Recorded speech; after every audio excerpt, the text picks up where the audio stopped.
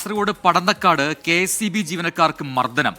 പകൽ സമയത്ത് കറന്റ് പോയതിനെ ചൊല്ലിയായിരുന്നു ഈ പടന്നക്കാട് സെക്ഷനിലെ ജീവനക്കാരെ ആക്രമിച്ചത്. സ്ഥലത്തെത്തിയ പോലീസുകാർക്ക് നേരെയും കയ്യേറ്റ ശ്രമം ഉണ്ടായി എന്നാണ് വാർത്ത.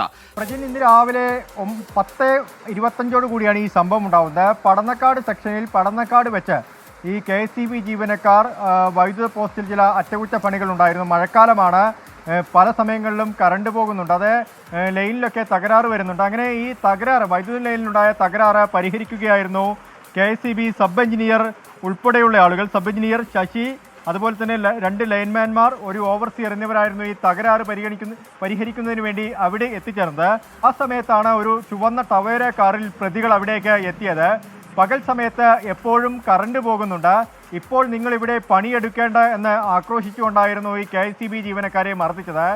ഈ ശശി, സബ് എഞ്ചിനീയർ ശശി ഈ പോസ്റ്റിന് താഴെയാണ് നിന്നിരുന്നത്. അദ്ദേഹത്തിൻ്റെ മുഖത്ത് കല്ലുകൊണ്ട് ഇടിക്കുകയും അദ്ദേഹത്തെ ക്രൂരമായി മർദ്ദിക്കുകയും ചെയ്തു. അദ്ദേഹം ഇപ്പോൾ ചികിത്സയിലാണ്. മറ്റുള്ള ജീവനക്കാർക്കും, ഓവർസിയറും ലൈൻമാൻമാരും ഉൾപ്പെടെയുള്ള ജീവനക്കാർക്കും പരിക്കേറ്റിട്ടുണ്ട്. ഇതറിഞ്ഞ് നാട്ടുകാർ അവിടെ ഓടിക്കൂടി. ഈ നാട്ടുകാരുമായും പ്രതികൾ സംഘർഷമുണ്ടായി.